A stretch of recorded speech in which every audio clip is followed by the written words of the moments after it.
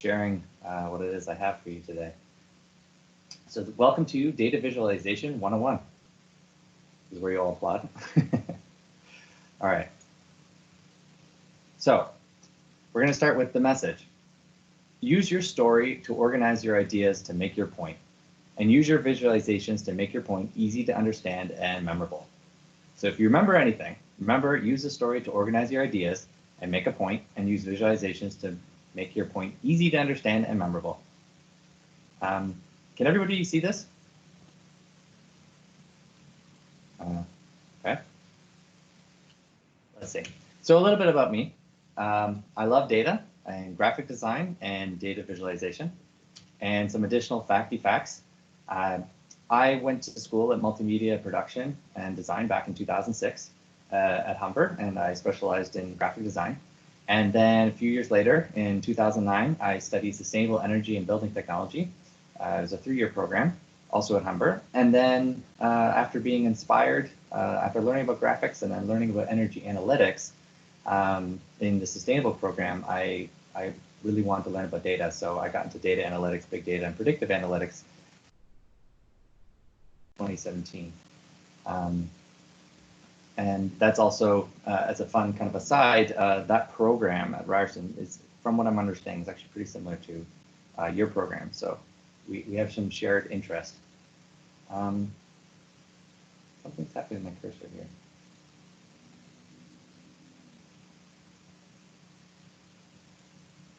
I can't, give me just a second. I just want to check one thing. So because I can't hear anyone else.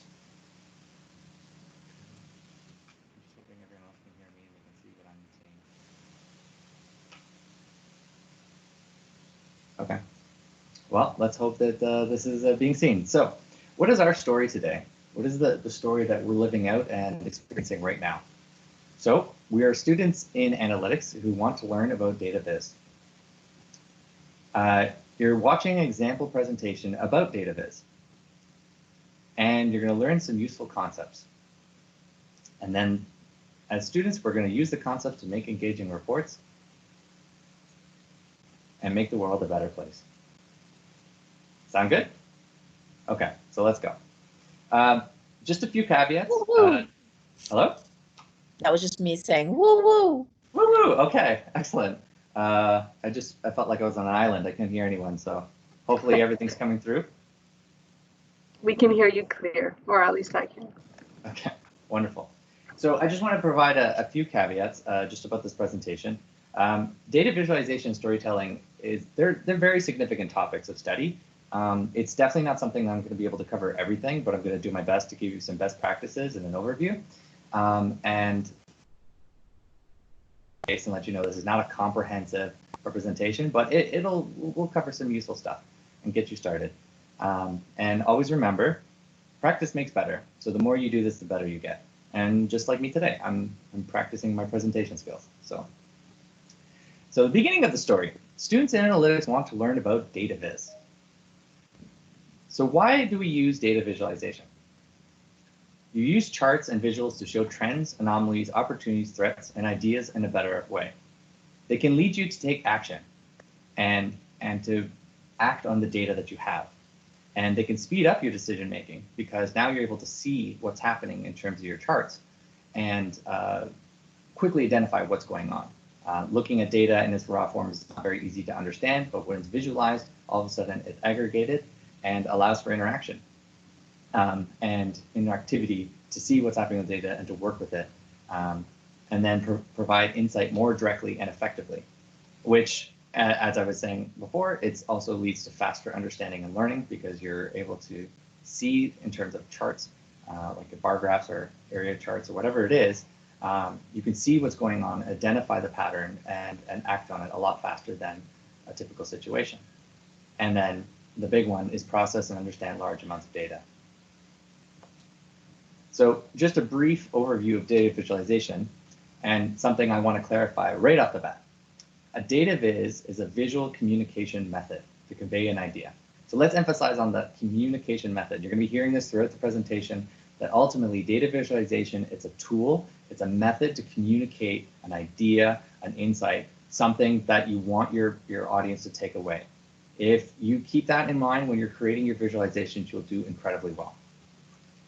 Data visualization is storytelling, and storytelling uses data visualization, especially in presentations, to support that. We have charts that tell a story of what's going on, and we use storytelling to really enforce what's going on in the data. They're not just charts. One of the again, going back to the whole thing, that's a communication method. We use a story to help support what's going on in those charts and to explain it in a way that's relatable and understandable. And then the last part is that each viz should have its own insight and purpose and should build into the overall story. So I have put together a nice little visual for you.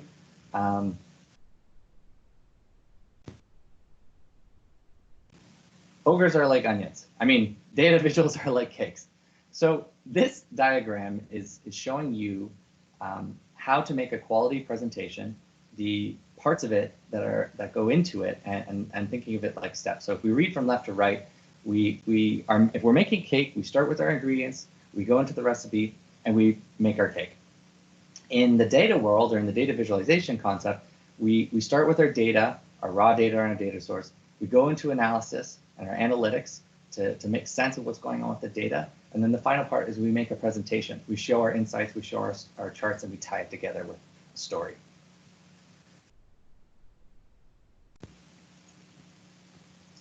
Let's look at the data. So the first thing with the data is you got to gather it and become familiar with it. I recommend using a data glossary so that you can define what each metric, each header, what it means and how it can be used, what type of data it is. Get familiar with your data so that when you go into the analytics phase, you actually understand a basic level of the different pieces that you have or the different components that is in your data. You have to clean, you have to structure it, you have to organize and prepare your data for analysis. You can't just use it raw because there's a lot of mistakes. And as we all talk about, that 80% of the work goes into the preparation and 20% goes into the actual analytics and presentation. So your analysis is like your recipe. You create a hypothesis, you make a theory about what you think is going to happen or what is actually going on with your data, and then you test it out and you verify it, and then you generate insights and discoveries within your data. And then setting out your charts and your insights from the discoveries that you're making. You can use data visualization to explore your data and see what's going on. And I'll help demonstrate that a little further on. But the key thing is that each insight should have a purpose that supports your overall hypothesis or your overall message. And then the very last part, so now we've worked with our ingredients, we put them together into a recipe, we now have to make our cake, we have to present the information. This is the final and most important step. And it brings all your hard work together and allows your audience to actually enjoy your labor. The story that you create combines all your insights and charts into one cohesive message and conclusion. And unless you bring it all together and bake the cake, it's just cake mix. Everyone good so far? Michael, just sorry to interrupt you. So I finally got the forms feature to work. So if you want to, I think it'd be cool to kind of figure out what level of comfort we have amongst the audience about data vizes. Would you like me to go ahead and do that first poll? Yes, yes. So Anissa and I have put together a poll for you guys. I just wanted to gauge how comfortable you feel with the data visualization, and I'll let you post that. Okay, 1 second. And it's going to show up in the chat, I believe.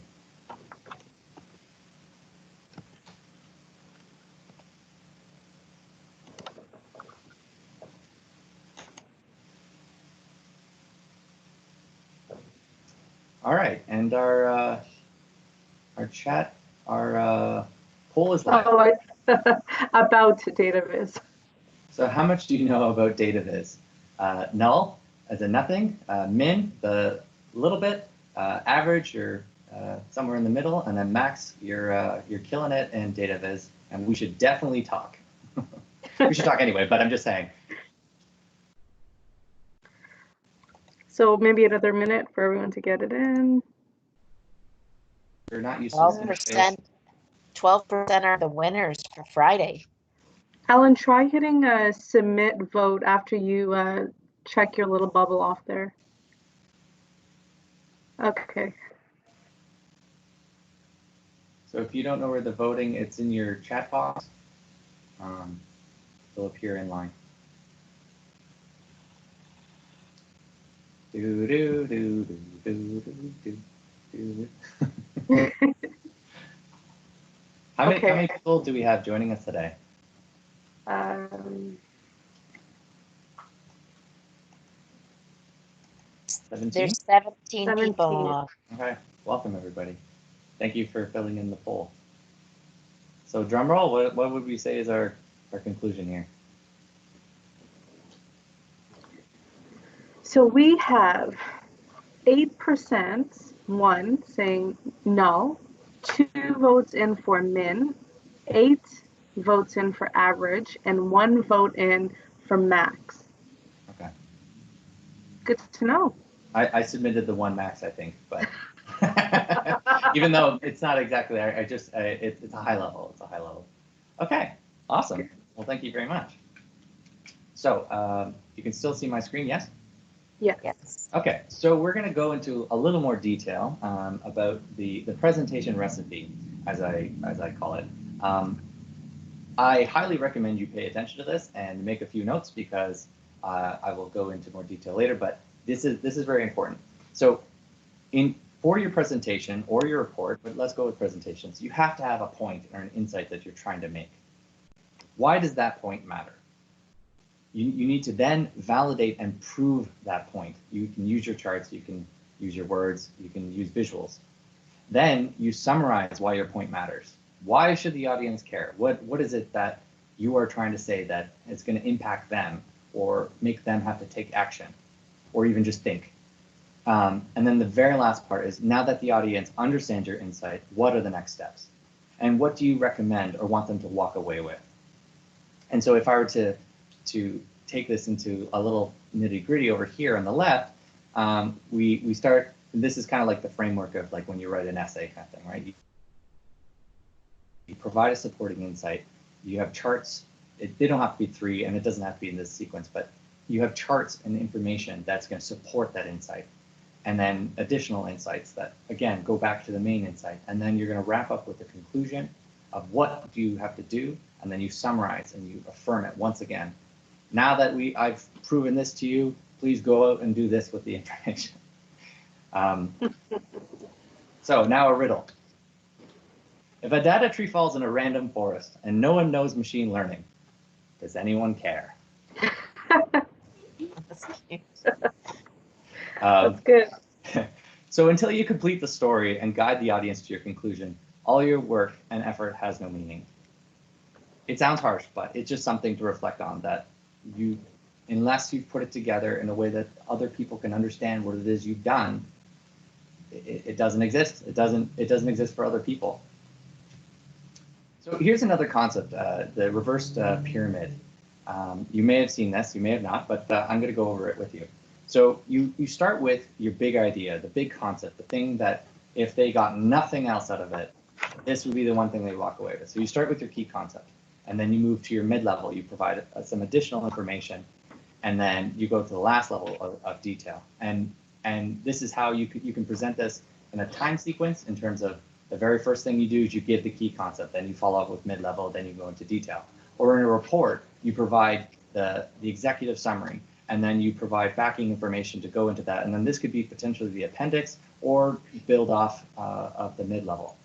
The reason why I suggest a reverse pyramid is because it matches our natural learning patterns. When we're first getting familiar with something, we don't know anything about it perhaps. So we need to have a small introduction being like, today we're going to learn about guitar, just an example. So guitar is used in a bunch of different types of music, and it's very pleasant and comes from a range of different countries, and it's actually been around for a long time.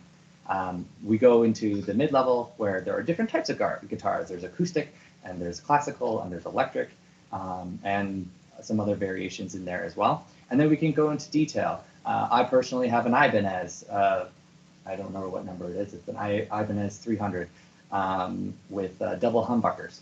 So I started with, let's talk about guitars. Where are those? What types of guitars are there? And then specifically my guitar. So you start with your key concept, you go into mid-level, and then you go into detail. And again, and then on the left, you can just see another example is like when you have the date. If we were to look at today's date, high level, it's 2020.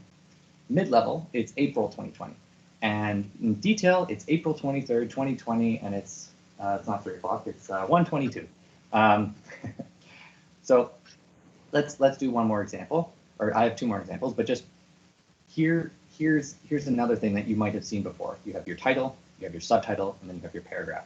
Again, your big idea, main insight that you want to give away, supporting information, not super detailed, but enough that it expands on the title, and then your paragraph is where you build out all that information in specifics. So here's a real world example. And another way to think about the reverse pyramid is like a newspaper. So we start level 1, and this actually, I got this article from today. Oil plunges 306% in a day. U.S. crude descends in a negative territory in technical crash, but nobody's selling. So we start, the very first message is about oil. Then we get a little more specific, and we're talking about U.S. crude and how it's affecting, causing a technical crash. And then we go into even more specific details. On May 2020, there was a contract which ended on April 21st, and 21 million barrels are expected to fill up in the coming weeks. So we start from high level, mid-level, into detail. And so if you use this in the presentation, yeah. I love this, Michael. Just to interrupt, and I hope everyone is seeing that even the colors of your level 1, level 2, level 3 is the exact same as your pyramid. And I mean, that speaks for effective visualizations as well, right? Keeping everything consistent. Well, and it's reaffirming. You use the consistent colors to show that there's a relationship between items, and it allows as an audience to follow along with the concepts and continue to build because it seems familiar. So yes, thank you so much. I do appreciate you pointing that out. So going from the reverse pyramid and even talking about exactly what Anissa just said about using consistent colors and expanding on existing knowledge, let's look about stories. So similar to the cake, where you go from your ingredients to your recipe to the actual cake, your presentation, stories are like buildings. So if you think of stories like a building, which creates the story structure, you start with your designing your structure, what it is that you want to make, where it is that you want to go, what is this thing going to look like? Then you create a foundation for it to be built upon, and then you actually build your building. And then translating this into our context of stories, you start with your ideas. You identify your key point, you gather evidence, and you gather ideas, and you put together a background. Then, once you have your ideas, you now need to structure your ideas. If you think of in Microsoft Word, or if you know HTML, you have your header tags, right? You have header 1 is your largest text, and then you have header 2, which is a little smaller, header 3. And then with those structures, you're able to group and organize your information. So with your ideas, you want to put together evidence for your point. You want to group them together and then sequence the events in a logical way to prove your point. So you've gotten your ideas. So Michael, sorry, I feel like the interrupting cow today. I apologize. So I love this, and just sharing an experience in working with data. You come to realize that when you have data, there's so much data, and it's so easy to get lost. So I appreciate and I can endorse your idea that if you stick to your vision and you only use things that support your vision, you create a better foundation. And then you'll realize that you're not jumping around and you're getting lost, right? Because then no one will understand what you're trying to get to. And if you just use your supporting to focus on your structure process, you're going to keep your main focus and clearly make the point that you're trying to make, right? Exactly. It's like a funnel, right? Or the reverse pyramid. You're taking all those ideas, you're organizing them, and you're getting to that fine point instead of opening up PowerPoint and start creating and then figuring out what it is you want to say. You start with what you want to say. Think of a structure to put it in so that it's more effective and people can follow along and understand it. And then you actually build your presentation in terms of the writing and the layout and the formatting. So if I were to take this and break it down a little further, just to show you again that concept that we start with the title, which uses the existing layout, and then reusing the diagrams that we've seen before, but then changing up the images in the text, and then showing that high level, mid-level, detailed level. And then we have animation that kind of reinforces those points. So like just if you watch one more time, you'll see that we're talking about the first level, the second, and the third. And the animation helps guide your eyes in what to focus and makes a relationship there.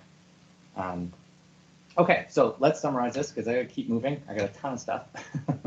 So in summary, data visualization is a communication method, not just charts. It's about communication. Use your data to make a point and then present it. Use story structure to build your presentation. And as Anissa said, to guide what it is you're doing. All right, and they watched an example presentation about Data Viz. So I am just going to go into this briefly. Storytelling is and story structure is playing a big part in this presentation, but Anissa is actually going to be doing a presentation as well that's going to go into this in much more detail. But these are two examples that I've experienced and she's experienced, and I think we've all experienced. And let's see what you think. So we have the analytics. It's a running start. There's no background on the project and its purpose. The presentation just starts. The focus is on data and analysis only. No context provided why, just here's the data. This is what we started doing with it. And then the conclusion is something statistical and highly probable. And then they run out of time and end scene. So that's the kind of presentation we don't want to do. And here's why. So this is what a better presentation looks like. You introduce what it is that you're doing with your project, and you give it context. Why is this project being started? Why are we even talking? Why are we even here today? What is this about? You provide data and analysis to support and provide evidence for the insights that you discovered. And then the insights and ideas guide your audience to a new understanding and main point. If you've done your job right, they'll have learned something and they have followed you along the way. And then you take your key concepts, you summarize it, and you go, here you go. This is what I want you to remember. This is what I want you to take away. So for everyone presenting tomorrow at 10 a.m., this is a very, very, very good lesson. Don't data dump, right? And follow those recommendations to make sure that you have a good presentation. Exactly. And so then transitioning, just briefly, I think we need to talk a little bit about storytelling, and a key part of that is knowing what it is that you want to say. So data has a story. Still do it in 10 minutes or less. In 10 minutes or less. Okay. So we'll keep moving. But essentially, you need to simplify your message. What is it that you want to say, and why does that matter? I think what Karen was saying, that the students have to get a story out in 10 minutes or less. You have more time. Okay. Well, I still have a lot to go. Okay. But that being said, so you need to simplify your message. This was something that I've observed that people don't do. Most of the time, they don't do that. They crack out the presentation software and they start working away, and they don't take the time going like, what is it that I'm trying to say? Like, what do I want people to think? Like, how is it that, like, after I've done this presentation, what is like one thing that they'll be like, okay, I got that. I learned one thing, even though you want to tell them 10 or 20. If there was one thing, just one thing that you nailed down, what would it be? So take the time to actually understand what it is you're trying to say, and then build your story to support that to make it happen.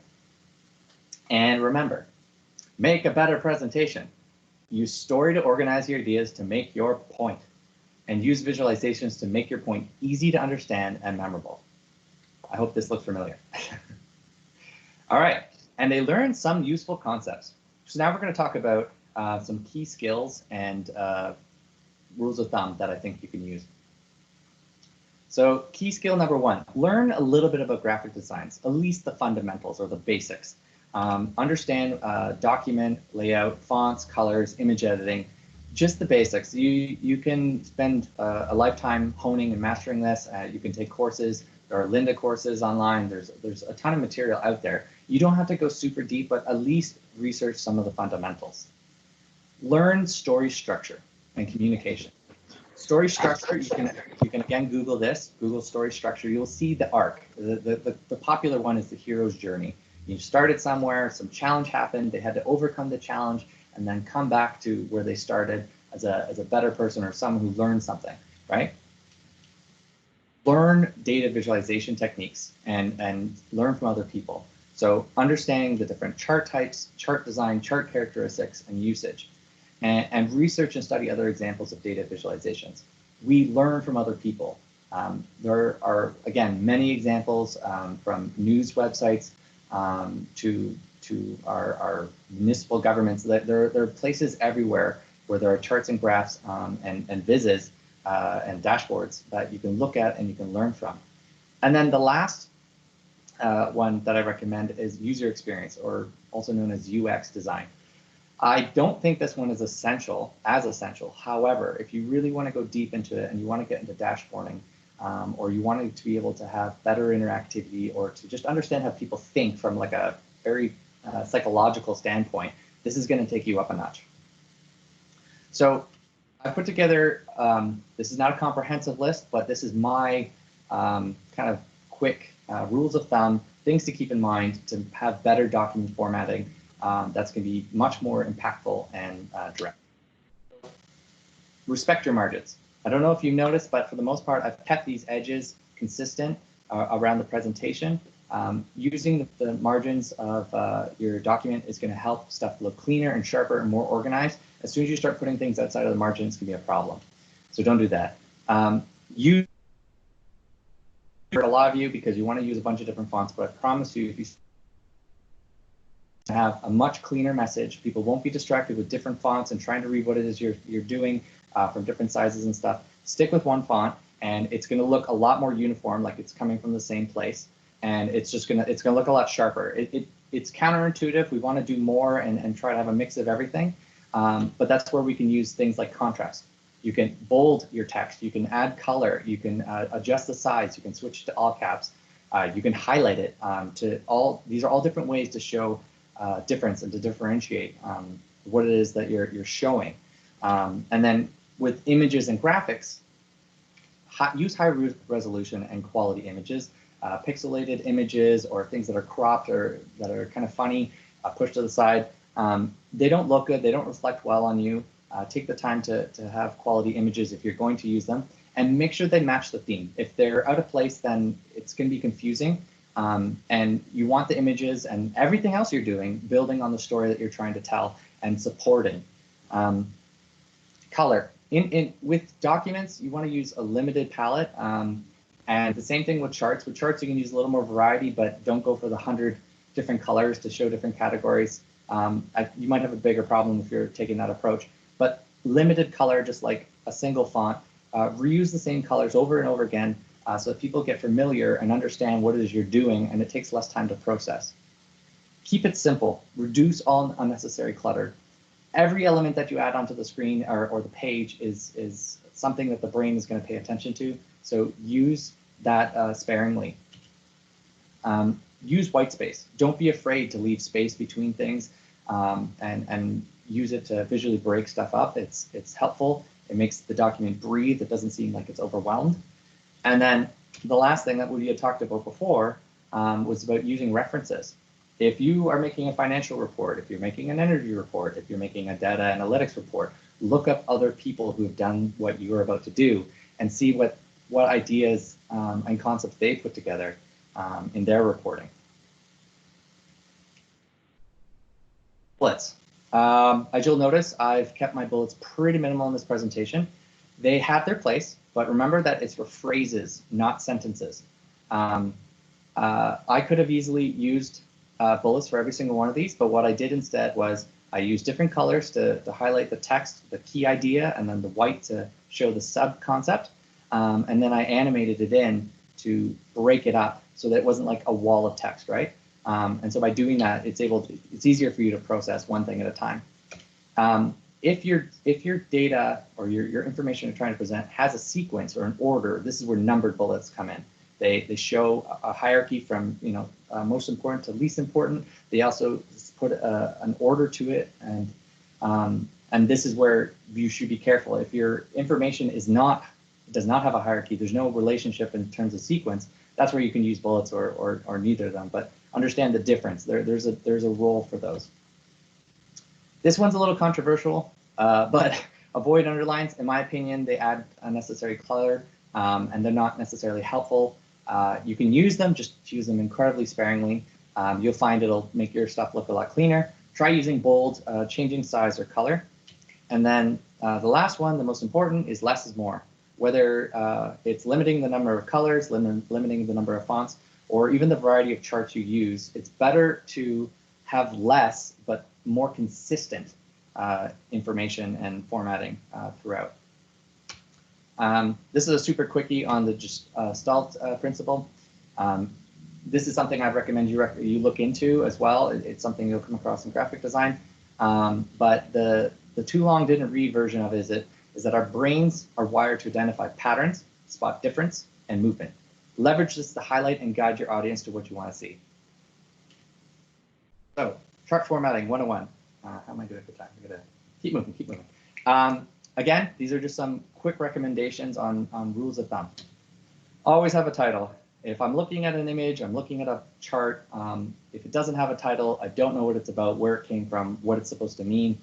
So always have a title. Even if you know and above the chart, that's okay. Just put a title on it. Same thing with your images and everything else. People aren't inside your head, so this helps guide them. X and Y axis. You'll notice on the chart below, this one's rounding. So instead of showing 3 more zeros at the end here, it's summarizing it with a K. So make sure that when you do have numbers, throw commas when they're particularly big, or scale them proportionately to be easier to read instead of having to show all those zeros. Just crunch it down. Use one font and ideally 2 sizes if possible. If this chart down here had a bunch of different sizes, it becomes distracting. Your title should be large. This could be a little smaller, and then all of your axis information should be the exact same size. Maybe use bold for your axis title, but generally speaking, keep it very simple and consistent. Remove extras. Anything that isn't needed to understand the chart has to go. So in the one above, I know it's a hand drawing, but there's no lines that are going across. If all you're trying to say is that there's an upwards trend here, technically you don't even need the vertical axis. Use color carefully. Don't willy-nilly put color whatever you want. Color has a bunch of different meanings, from grouping categories to highlighting individual things to showing changes positively or negatively. So be intentional with color and be aware of the subcontext that it's giving. Align your contents within your charts and stuff like that. If you're doing your titles, have them like either left align or center or right, but having these things out of sync is going to look weird and distracting. So align your context, and that's also in your documents too, like line up edges and things. Always optimize your chart for reading and understandability. If people can't read what it is that's on there, the text is too small, or it's too big and distracting, like this is all going to slow down. So always check. And then the last one is clean your dates. I don't know if you've seen charts where at the bottom it's like showing 08/2020 or like 2020/08 11 or something like that, and it's not readable. It'll slow people down. Put it into easy to read English, whatever native language that the presentation is being put in, instead of number code. And then let's keep moving along with this. So have an insightful title. Don't just state, this is a combined axis chart. Say top reasons why customers call us. This is the insight, and then this is supporting information, changes from last month shown. So the secondary part is talking about the actual metrics that are in there. Yeah, so if it's relevant, use a subtitle. You don't always have to, but if it helps explain things, so you don't need to write a paragraph beside it, go for it. Again, this is another debatable one, but I generally would say avoid dual access. You don't know, if you've never seen the data before, you might not know, if we're looking at the top example, like batch 1 and batch 2, you might not know, is batch 1 on the right or on the left? And you can also see that with the dual access, they're in different scales. If you're going to do dual access, make sure they're proportionate to one another. Otherwise, you're skewing the data. And always start at 0, unless you have a very good reason to shift it. Use data labels. Instead of having all these bars and having people to go, okay, this line, go across 40, this line, okay, 50. Having the numbers rated on top, they can see the trend with the shapes, but then having the numbers just affirms the additional detail. Remove grid lines if you don't need them. In this case, you need them because there's no data labels. But in this case, down here, you don't need grid lines, they're just unnecessary noise. Use the access for categories. So here's numbers, right? The number of tests. But down here, instead of having a legend with batch 1, batch 2, the information is actually put down right below. So now there's no like, oh, here, here. I mean, with the legend, which is 2 items, it's straightforward. But if you have a legend with 10 items, going back and forth doesn't make any sense. So if you can put the actual relevant information on the axis, it's a lot more effective. Have an axis title and metric for numbers. So up here, you can see there's a title, sample length, and then this is the metric in millimeters. Instead of necessarily having your metric on there, again, it just makes it cleaner. Use color to highlight the important value. So you can see this is all in gray, and then green is bring your attention to the important information. Again, that contrast is what our eyes are guided toward. Sort your data to show largest to smallest. It's a simple thing. In this example over here, it's all over the place. I mean, this is a sequence thing, so it kind of makes sense. But if you're trying to compare what's the highest versus the least, put it in a sort order. It's one less thing for the people watching this or looking at it that they have to make sense of. And then the last rule is no 3D charts. Okay, so let's just briefly touch on the different common charts. This is definitely not all of them. Anissa, did you want to do a poll? Do you have time to do a quick poll? Let's do it. So our poll, let me just do this right now, is question.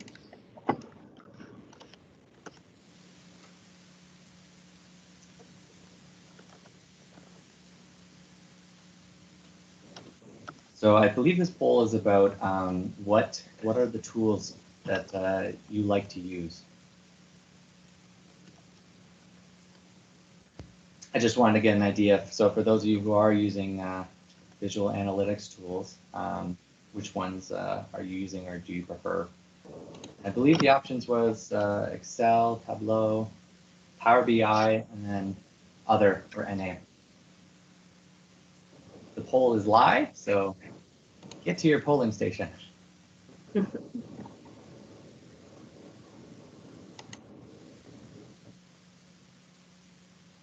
Interesting. Tableau is in the lead at 57%. Excel is catching up in second place. Nobody's used Power BI.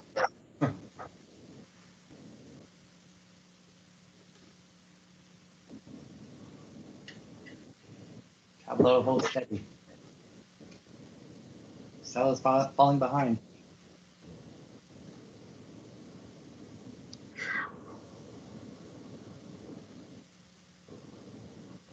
Ooh, Excel is catching up. Because on this poll, Preeti had asked about the limitations of SAS for presentation or visualization, and was looking for alternatives. So you'll be able to speak to that a little bit? Let's see the question. Or SAS visualization capabilities. What can be done inside? Yeah, so I've used, I was talking to Anissa about this before. I've used SAS Visual Analytics, but that was a number of years ago. I was working at an energy analytics company at the time, and I was looking at SAS, and I was also looking at Power BI. From what I could see, there definitely are visualization tools. SAS is expensive, but I know there are a lot of companies using it out there. I found that compared to Tableau, it was a little clunky, but for context, I had no training on it. I was learning and figuring it out. Tableau I found was a lot more intuitive as like a prosumer level Excel user. So yeah, there are tools, but I definitely personally lean towards Excel and Tableau and Power BI. Okay. Yeah. Yeah, if I could just, it's Richard, if I could interject, Power BI and Tableau are the two biggies. And I would agree with you, Michael. SAS visualization, it does go a little bit beyond the advanced stats, but it's a bigger learning curve. I would sense it's compared to, let's say, Tableau or Power BI. But as you said, like I'm a big advocate. If you learn something, learn it deep. Yeah. And then you have it like a hammer in your pocket, and then you can start telling the story because you've got that hammer and your tools to do it. Yeah, I love it. That's I totally agree. In terms of just briefly, like I started in Excel, and I was working on it every day for like 7 years, and then I brought in my graphic design knowledge to make my reporting, make my charting a lot better. And then once I started hitting larger amounts of data, that's where I was looking into Power BI and Tableau. And then I tried Tableau, and Tableau felt so much like pivot tables, but like on steroids, so to speak, and just very intuitive in terms of formatting and structuring the data and the relationship between categories from chart to chart. Tableau, the designers, I believe, the people who developed Tableau were Excel experts.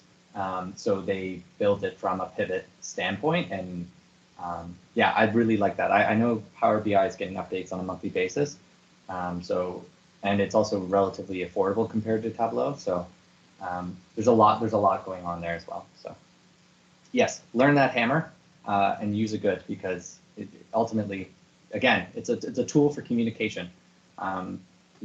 If you're not if you don't know what it is you're trying to do or say, it doesn't matter what tool you're using, right? Okay. Thanks. Was there anything else before I keep going? I think it's good. Okay, awesome. So these are just a few chart types. These are definitely not all of them. There's a ton of charts out there, but I just want to give a sampling and go over a handful of them. One of the common mistakes, though, that I see, no different than using a variety of fonts or using way too many colors, is the urge or the need to have many different types of charts. That the more charts you have, the more pretty it looks, or the more effective it is at communicating. And I think that's just simply not the point. It's better to have a chart that is really communicating what is going on and what you want them to focus on, than one that is just a filler, right? So if it communicates well, use it, and don't be afraid to use the same type of chart over and over again. So let's get into some of the specific types of visualizations. I included tables in here because this is where we all start most of the time.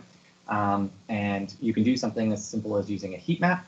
And then later on below here, this is a pivot of the same information. And when you're working with tables, try to sort them alphabetically or numerically or by the level of importance or categorically, especially when you're putting in a report or a presentation. You got to think about the viewer, and by putting a sort order or a natural sequence of things in there, it'll take them less time to make sense of what they're looking at, and then be able to kind of dig deeper. So make it very clear what it is that you're doing, and put a structure to it. Bar and column charts. These are my favorite. They're my go-to most of the time. These two charts are actually based on the table we just saw. And just out of curiosity, something to think about, which do you think is the most effective? And which is the easiest to read? So I'm just going to give you a moment to think about it. What do you like, the one on the left or the one on the right? So in my opinion, the one on the left is the better chart. And the reason why is because you can look on the left-hand side, you can actually read all the different categories. It's very easy, you don't have to tilt your head. And then in addition, because it's sequenced, you can very easily see which is leading, which one is secondary, and at the end. I mean, these numbers are there's not a lot of variety, but because they're sorted and because you can read the categories, it makes it nice and easy. This same chart could be visualized with a whole ton of legend items, and that would just be a bad idea. So bar charts are definitely a staple go-to, especially when I can read what's going on. Again, the less time people have to spend trying to make sense of what it is they're looking at, the better and the more engagement you're going to have. Line and area. Oh, just briefly, bar charts tend to be categorical, and line charts, you got to have some continuous data, things that are related and can go in sequence, right? In this case, it's dates, and most of the times that's what it is. Some pointers for line charts. I don't recommend having a ton of lines on there. 3 is good. I mean, maybe you could push it a little bit, but the more lines you have, unless you're just trying to show overall trends, if it's very detailed information, I would show maybe like a big picture and then have a single line chart below it with the specific one that you want to look at, because it's visually very difficult to make sense of one thing to the other. And then the same thing with area charts. I'm not a huge fan of area charts. It's good for showing trends, but maybe some of the professors out there have a different opinion on area charts, but I find they have somewhat limited use. Maps. One of the visualizations that I forget even sometimes, even though they're like one of my favorite. This is actually a Excel map that I made. I don't know if you guys knew, but Excel has maps. Fun fact. You just have to have your data structured in latitude, longitude. You can always look it up. But this is actually New York. I have a dashboard that I'm going to show later on. But this is New York, and this is showing density. Maps can be simple and they can be complex, but they're an excellent way of showing a vast amount of data. This heat map is based on concentration. And then you can use different shapes and different colors to identify different elements. So here I've got white dots as one part, and I have yellow circles. And you can use different shapes and colors to provide different pieces of information on top of each other. This is probably my least favorite, is the pie donut tree map. These are the ones that I call the fluff. If anyone wants to weigh in, please feel free. But in my opinion, they're only good for limited amounts of information.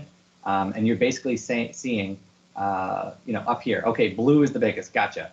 I mean, this is a bit of a comical chart, but that's the point with the pie, is that all you know is, okay, this guy's the big part, great. But other than being able to quickly see a distribution comparison, I find that the chart would do a better job because it shows you the order. We're not good at reading angles. And then a 3D chart is like, a 3D pie chart is like the bottom of the barrel, because not only are we struggle with like reading angles and stuff, but then it's tilted and so it's distorted. If these numbers weren't here, we wouldn't necessarily be able to figure out, like maybe 50%, but understanding what these are, if like this yellow is bigger than this blue, I mean, in my eyes, they look the same, but they're 16 and 10. So like there's a variation, but it's very hard to tell. And then the same thing with the tree maps. I feel like they have very specific use cases, but use at your own risk. And the same thing with donuts. Donuts are just like hollowed out pie charts. They have some applications, but like here you can see all the different categories, and then trying to make sense of this, this will take a long time to understand. So I generally try to avoid them. Not saying you can't use them, but that's my thoughts. And then diagrams, another type of visualization we see all the time. They're great for relationships and interactions and storytelling in particular. So just some key things that reinforce that storytelling idea. How do we make a data viz? First, you determine what your insight is. What's the point of the chart? Why did you make it? What is it that you want the audience to learn and see? And then what type of insight is it? What is the best way we can communicate that insight? If we're trying to make a comparison, if we're trying to say that there's a relationship, we might use a diagram. If we're trying to show where people are related to other people, if you want to go with the COVID thing, we can map that out and go look at the concentrations in the different cities. Or is it just simply something we explain in a sentence? So you got to choose the best way to communicate it. And then format to highlight the insight. Always format to highlight the insight. You want to make sure that you can format in a way that's clean and simple and most direct. Use fonts and colors that are going to emphasize and hammer home your insight. Use formatting to only emphasize the insight and make it stand out, because If you don't, it's not going to go very well. So just a brief summary, the common mistake is that we want to start building a chart and then decide what it is that we want to say. And it appears like it's like we've accomplished more than we have, but I think this is actually a big problem.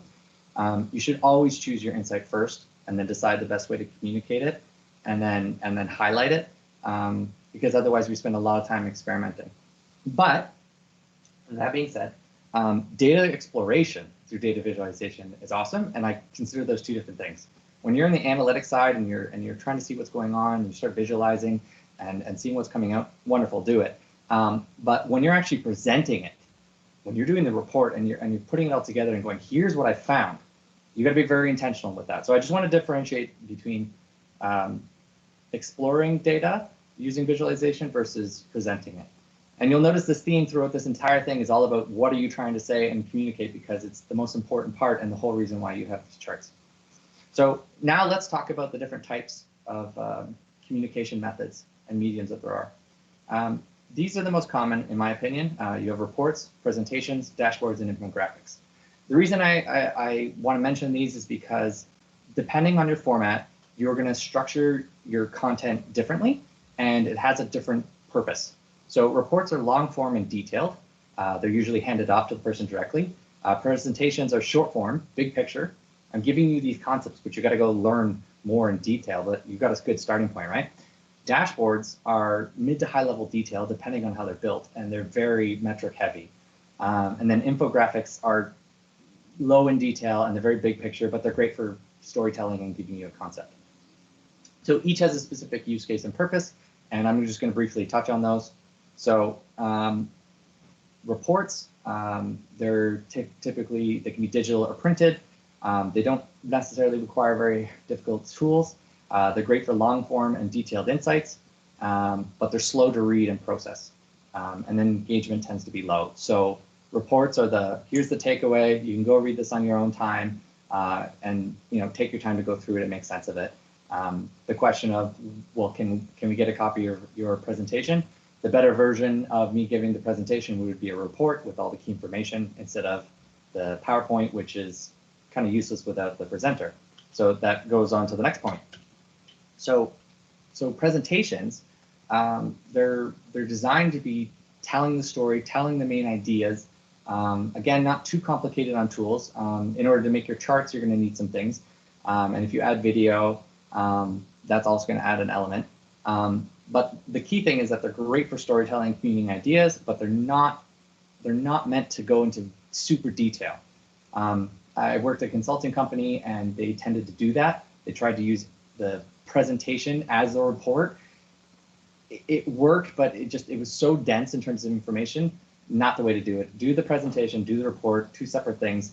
Your presentations go, what are we saying? What are the conclusions? The report is, okay, now here's all the details. Thinking with that pyramid system, right? The big part is your presentation. The medium part is maybe an infographic, and then the last part is the details, like report. And then dashboards. There is a lot of work that goes into dashboards. They're very tech heavy. You need to understand databases. You need tools that are usually expensive, like Tableau or Click or Power BI, especially if you're trying to run them on a server and stuff.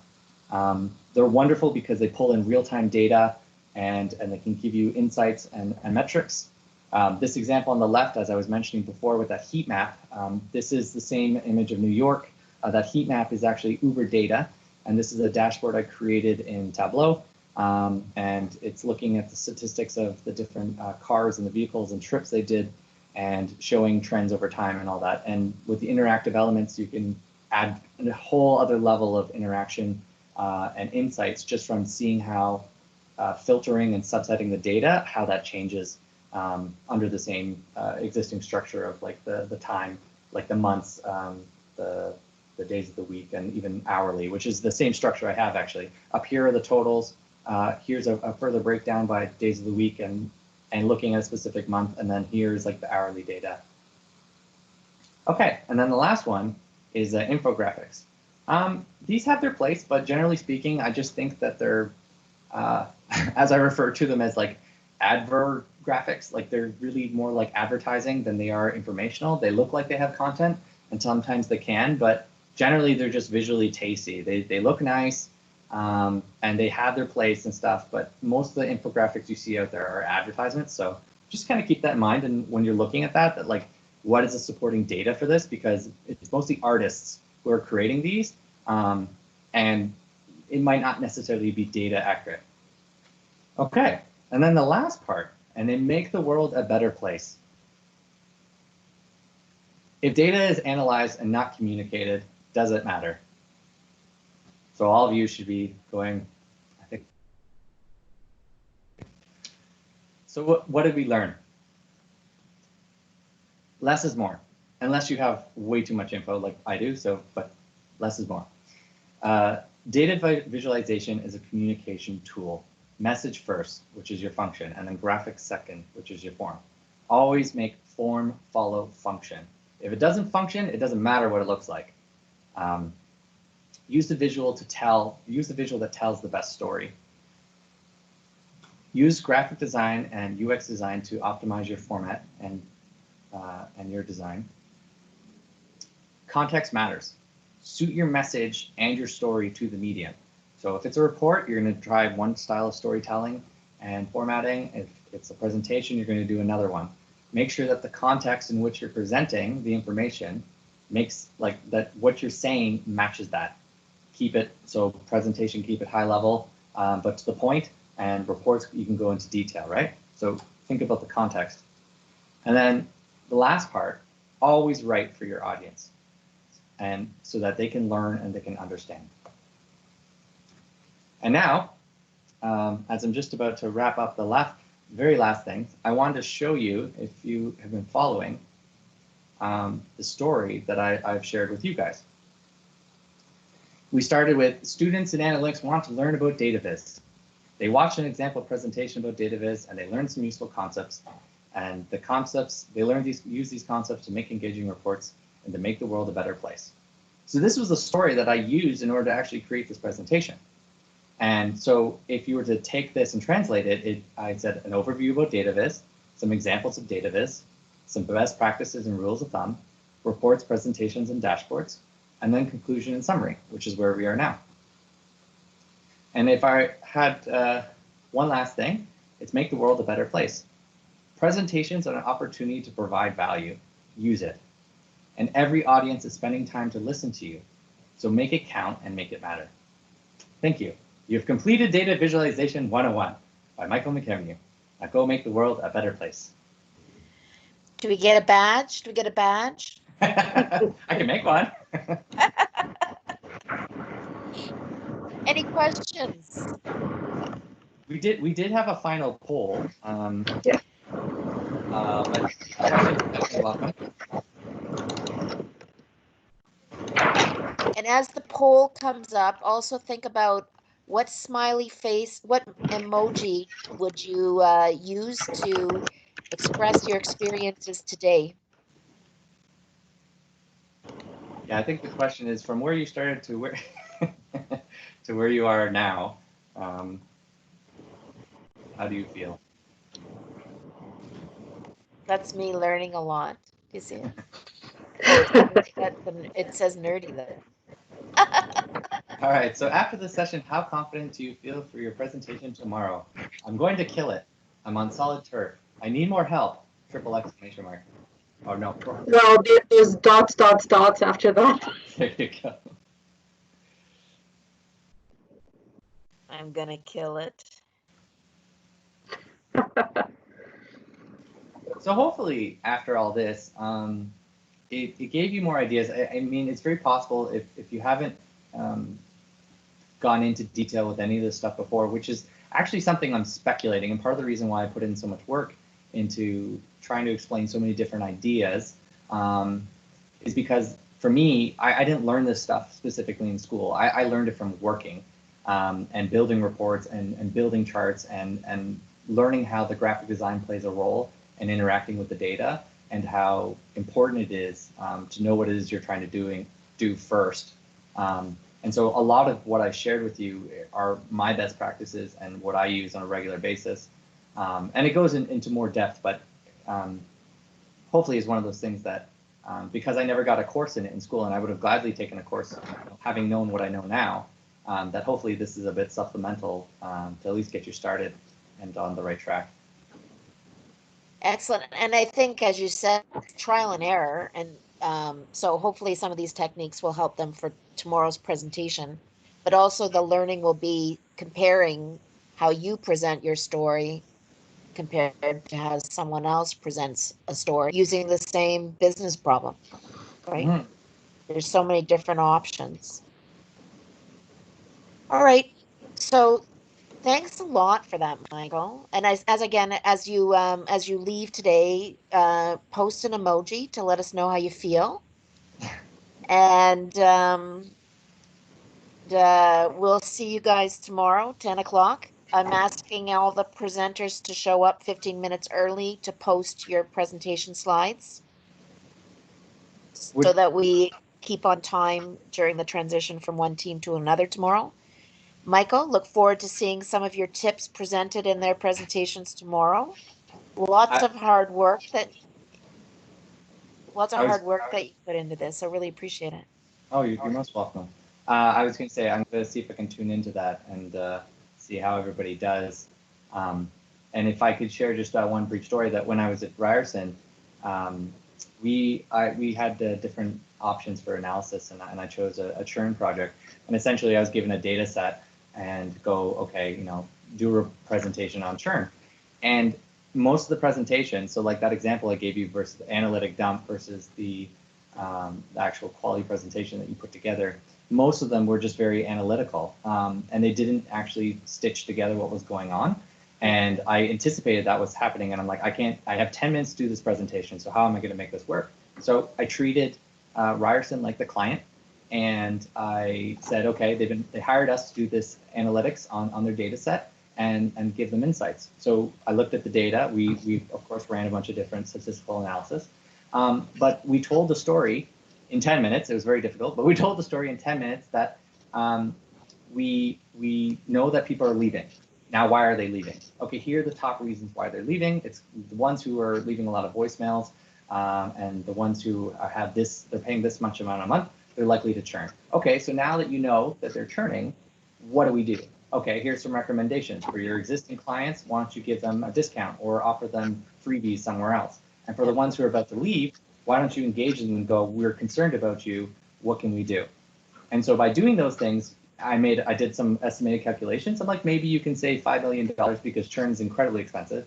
So we recommend you take these steps and identify which clients are going to leave, and then see if you can engage with them before they do so, and then spend some money to save some money. So that was just an example. That reflects the focus on results, right? Recommendations Yes. And results. So what? Yes. Blah blah. Yeah. Exactly. And I think that's really important, because you can present all the numbers, and I think it's very tempting to talk about all the hard work you put in, because I know it's a lot of work. It really is. But people want to know what is the so what. Like, okay, so you did this analysis, so what? And you really need to communicate that. Otherwise, like I said, your work is somewhat in vain. So. All right, we're 10 minutes over. All the best. And so, will you be able to post your slides to the students? I know I've recorded it. Okay. So, will you be able to post your slides, or do you think the recording is sufficient? I think the recording is sufficient for sure. Okay. But I can see what I can put together, like a handout. Because like I said, the slides don't necessarily stand on their own. I mean, I tried to make them do that somewhat, but yeah. Okay. If you can think about your key points and some kind of highlight, that would be great for the students. And you can post it on this chat thing after the session. But the recording will be there available. Very nice. Very nice, Michael. If you want, send it to me and I can put it in our LinkedIn group. Yeah. Okay. All right, guys. It's been a pleasure. Good luck tomorrow. Thank you. See Have a good afternoon, afternoon, Michael. I want to chat with you about something for tomorrow. Okay, Michael? Sure. Okay. Thank you.